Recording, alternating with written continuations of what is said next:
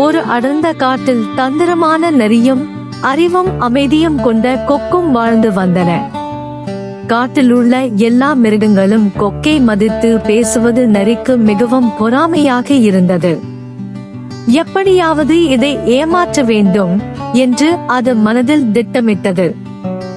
ஒரு நாள் நரி போலியான புன்னகையுடன், நண்பனே, நாளை என் வீட்டில் சிறிய விருந்து, கண்டிப்பாக வர வேண்டும் என்று அழைத்தது.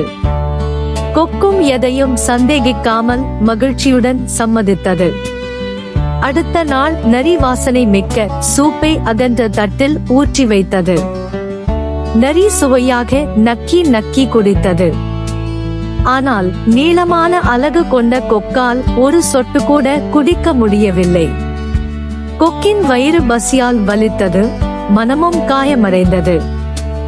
நரியோ கள்ளச் சிரிப்புடன், சூப் ருசியா என்று கேட்டு கிண்டல் செய்தது. கொக்கு அமைதியாக, மிகவும் ருசி என்று மட்டும் கூறி பறந்து சென்றது. மறுநாள் கொக்கு நரியை தனது வீட்டுக்கு அழைத்தது.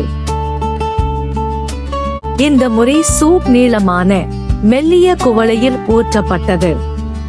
கொக்கு தனது நீளமான அலகை உள்ளே நுழைத்து சுவையாக குடித்தது.